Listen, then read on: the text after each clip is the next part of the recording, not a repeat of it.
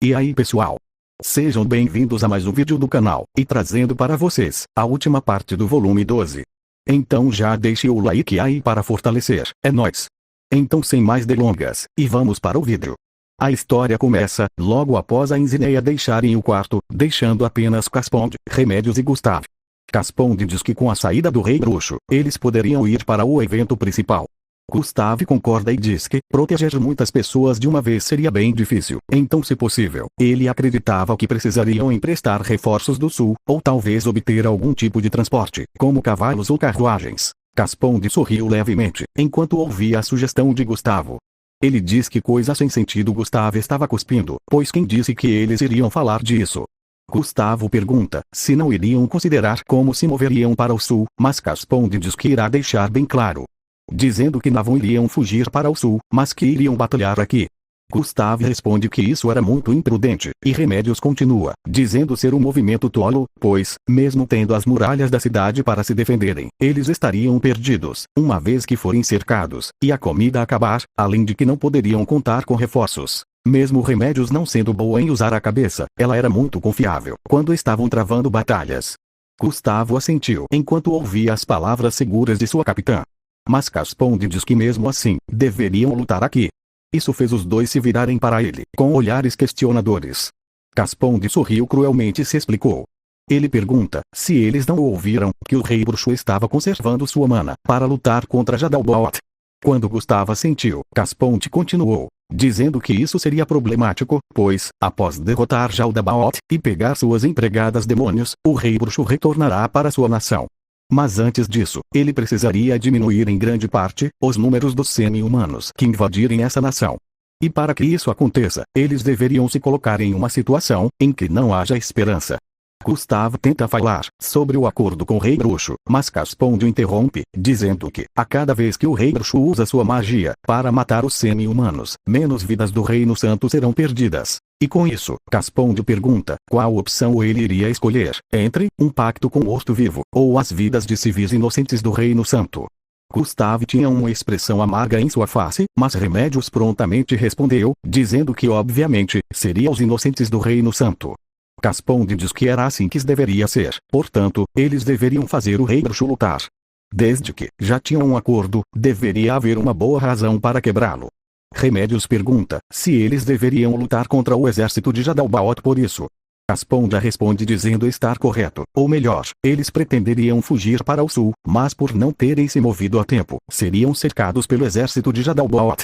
Sem mais opções restantes, não teriam escolha, além de procurar ajuda do Rei Bruxo.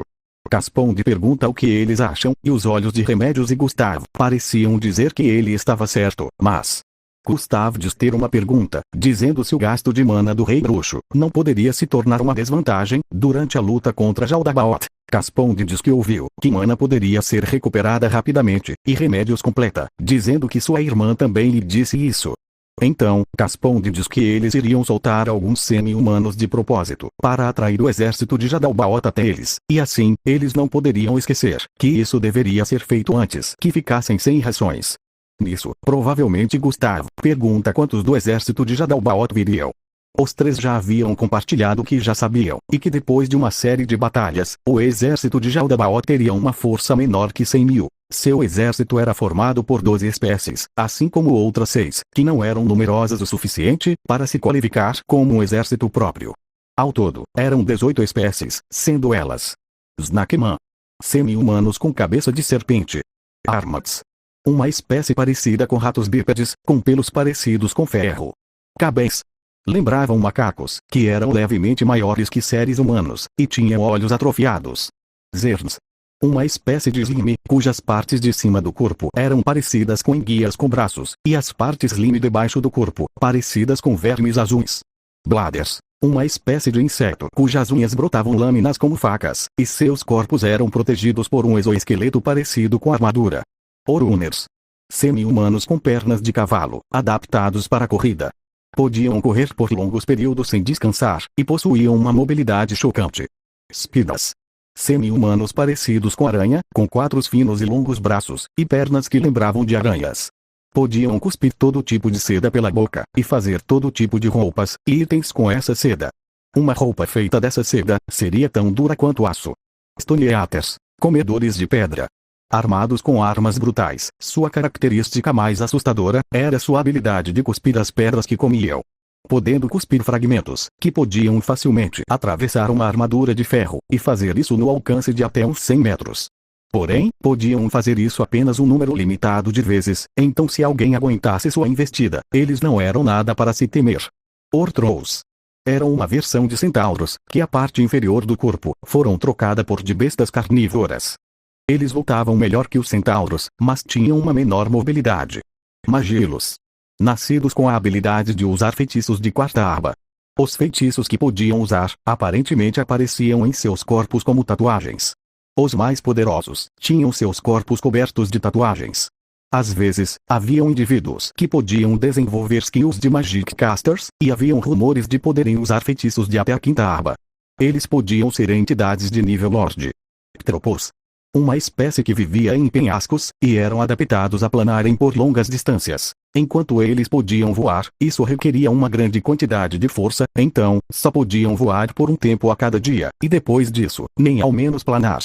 Se eles não voassem, eles podiam rasgar armaduras como vento, então se defender contra eles era bem difícil. E haviam espécies mais fortes que não podiam voar. Baofolk, cujas características se assemelhavam a bodes humanoides. Mas as 6 restantes, mesmo não sendo particularmente numerosas, eram bastante poderosas, sendo elas ogros. Buriuns, raça parecida com ogros, com o poder de controlar a terra, e poderiam ser consideradas uma raça superior. Eles possuíam habilidades especiais, associadas com a terra. Vauns. Similar com os Buriuns, mas eram seres que controlavam a água. Tinham habilidades especiais ligadas com a água. Nagarajás. Pareciam cobras com corpos e braços escamosos. Eram completamente diferentes de Nagas, e ambos não se davam bem. Eles nascem com a habilidade de usarem muitos feitiços, e às vezes, eles até equipariam eles mesmos com espadas e armaduras. Sprigas. Uma espécie que poderia mudar com liberdade seu tamanho de grande para pequeno. Eram fundamentalmente espécies boas, e Sprigas maus eram muito raros. Dito isso, ambos Sprigas bons e ruins não eram manejáveis quando ficavam berserk.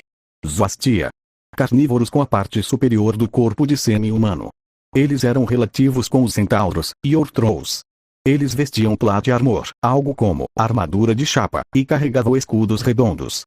Não tinham habilidades especiais, mas eram cavalaria pesada, com a selvageria e a força de bestas selvagens. Apenas um deles era muito poderoso, e os Ortrous muitas vezes dependiam deles. Era aparentemente uma relação entre goblins e hobgoblins.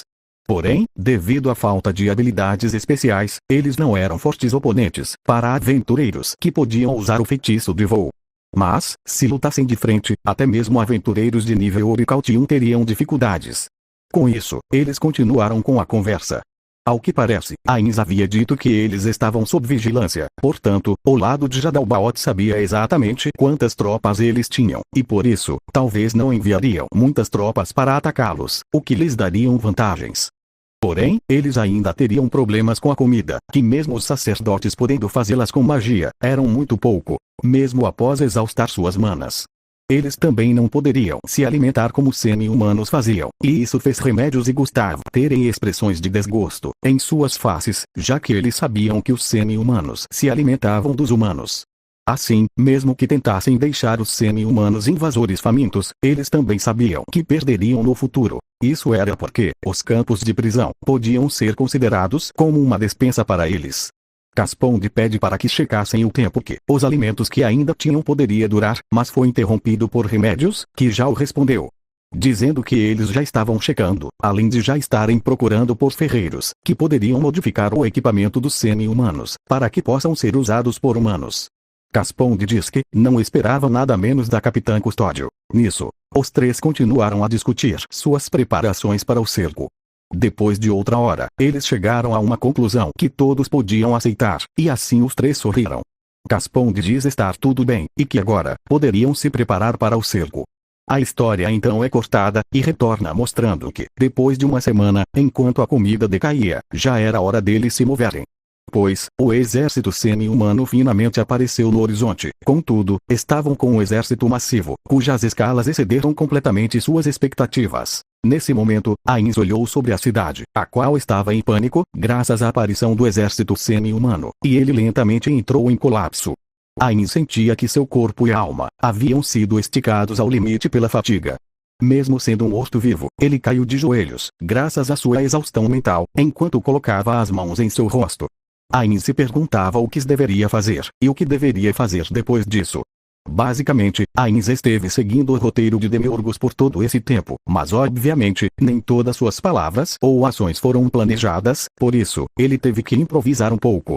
Ele estava contando o que poderia seguir, o desenvolvimento do planos de Demiurgos, porém, o problema era que ele tinha improvisado demais.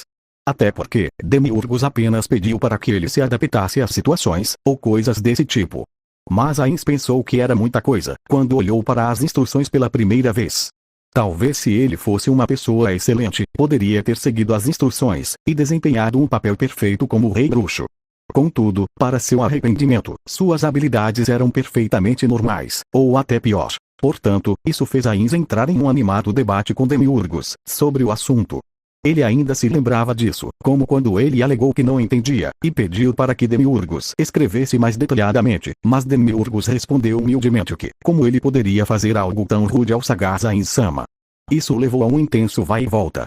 Ainz até atraiu Albedo para essa batalha, na metade do caminho, mas ele, que começou como uma grande desvantagem, terminou como uma derrota completa. Isso fez com que, o rumo da operação, que concedia o critério completo, terminaram nas mãos de Ainz.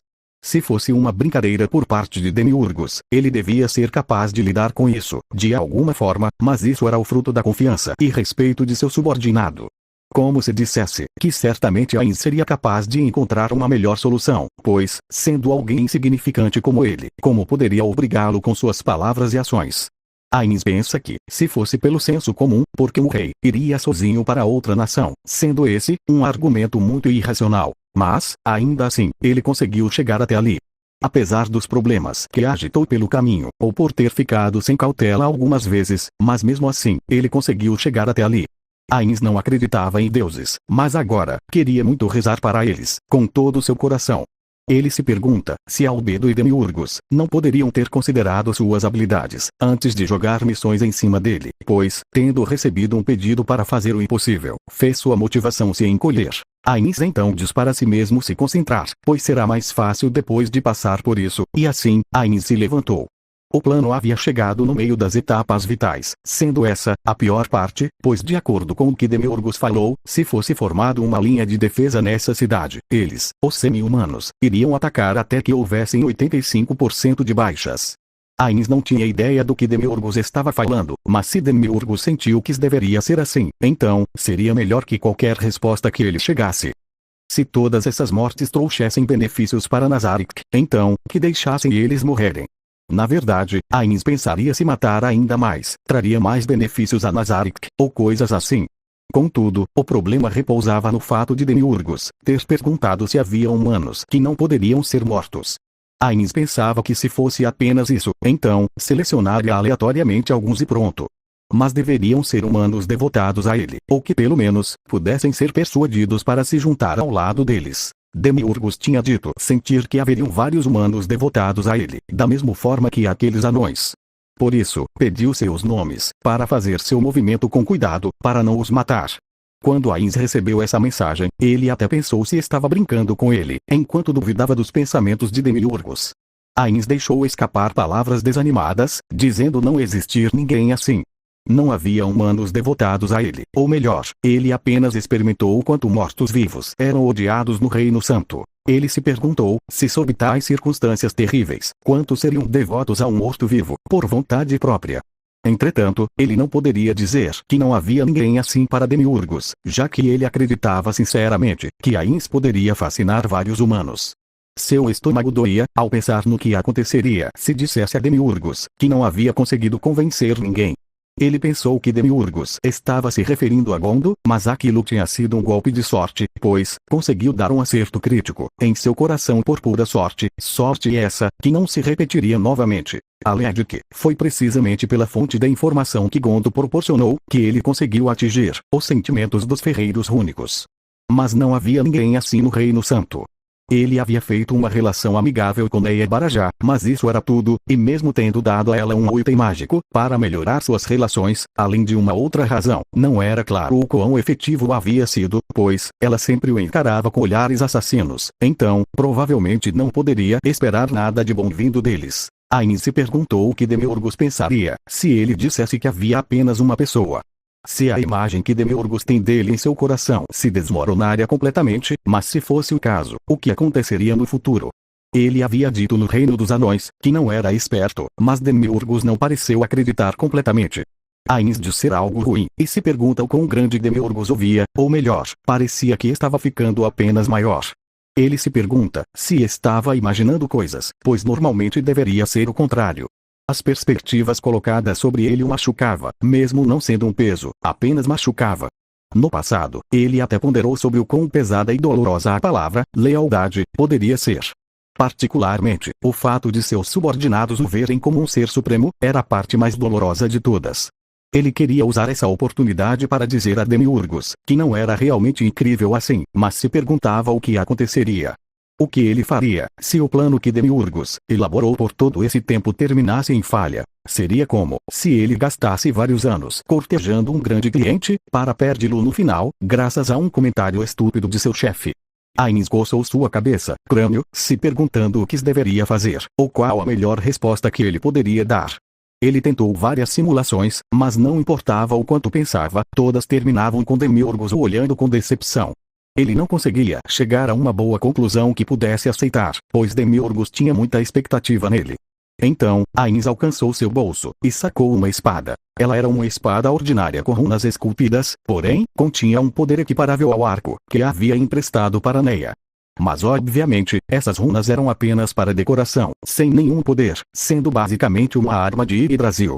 Ainne suspirou, pois seu plano original envolvia as várias armas, como essa, que ele possuía, e as emprestaria ao Reino Santo. Nisso, as pessoas do Reino Santo ficariam admiradas pelo poder esmagador das espadas, e pensariam se esse era o poder dos armamentos rúnicos, e isso iria melhorar a reputação das armas rúnicas de sua nação, sendo essa a outra razão pela qual ele emprestou o arco para Neia. Ainne sentia que as pessoas iriam secretamente pedir ela emprestado, quando vissem o poder do arco, contudo. Ainne agarrou sua cabeça, se perguntando o porquê de ninguém ter vindo pedir. Ele até pensou que as pessoas falariam dela, por ser tão chamativa. Enquanto Ainne pensava que deveria ter forçado Neia a ir para a linha de frente e fazê-la lutar, ouviu um som de batida na porta. Ainne rapidamente checou suas roupas, além de guardar a espada em sua dimensão de bolso. Nisso, ele colocou as mãos para trás, olhando para a porta, com um porte de soberano, e perguntou quem era. A voz pediu a sua majestade a permissão para entrar.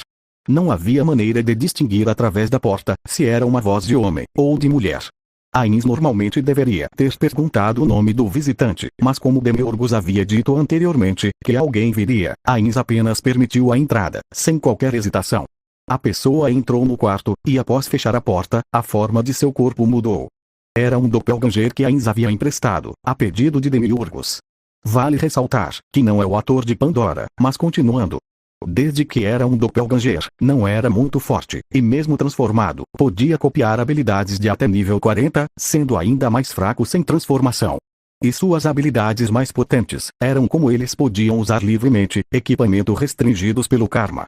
Basicamente, explicando de uma forma bem simples, seria que um indivíduo com karma negativo receberia penalidades ao equipar um item sagrado, continuando. Mas dito isso, eles, doppelganger, não poderiam usar itens mágicos acima da classe Legacy. O doppelganger então olhou para Ainne e curvou-se profundamente. Ele pediu desculpas sinceramente pelas muitas ofensas que ele tenha causado durante o percurso de seus deveres. Ainne diz para que ele não se preocupe, pois estava apenas fazendo seu trabalho, por isso, ele não teria nada a dizer. O doppelganger responde, dizendo que seu servo estava agradecido por suas generosas palavras. Ainz olhou para a porta do quarto, e pergunta se ele estava ocupado, ou se não deveria haver muitas coisas, que ele precisava dirigir, além de, se havia alguém do lado de fora, pois se tivesse, eles teriam problemas se não abaixarem suas vozes. O doppelganger diz estar tudo bem, pois ninguém iria contestar seu servo de visitá-lo sozinho. Ainz continuou, dizendo que se era assim. Mas foi interrompido, pela resposta do doppelganger. Contudo, Ainz ainda achava que era importante ser cuidadoso. Então, o doppelganger pede para que Ainz informe a seu servo sobre sua decisão. Ainz o pergunta sobre o que, mas sabia muito bem o motivo pelo qual ele veio até aqui, ou melhor, já era hora de dizer sua decisão ao doppelganger. A questão sobre quem ele havia cativado. O doppelganger se desculpa, e diz ser o assunto dito mais cedo, sobre quais humanos se tornaram devotos a ele, e quais vidas deveriam ser poupadas. Ainz assentiu forçadamente, e começou a caminhar. Mas obviamente, ele não poderia deixar o quarto, ou seja, apenas podia caminhar ali mesmo. Não seria possível dizer onde os olhos do doppelganger estavam olhando, mas Ainz estava certo de que seguiam seus movimentos. Na verdade, seria bastante assustador se não estivesse olhando para ele. O tempo estava acabando, enquanto Ainz pensava com todas suas forças, então, ele subitamente parou no lugar. Ele não conseguiu encontrar a resposta, e nem tinha ideia de como continuar acobertando as coisas. Ainz pensava que se fosse um humano, certamente seu coração estaria pulando descontroladamente agora, mas seu corpo atual não tinha tais órgãos. Graças ao fato dessa poderosa emoção ter subido, ativou a habilidade passiva, que suprimia suas grandes emoções. Com isso, ele finalmente respondeu. Dizendo que seria franco, pois, não havia seres humanos que precisavam ser salvos, sendo assim, que fosse deixado apenas alguns pouco vivos como necessário. Fim. É isso, pessoal. Esse foi o vídeo de hoje, e assim, se encerra o volume 12.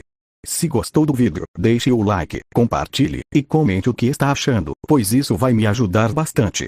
Além disso, a partir de amanhã já vai começar os vídeos do volume 13, então sim, já está acabando, mas como eu já falei anteriormente, depois do volume 13, irei refazer os 3 resumos análises, que fiz primeiramente.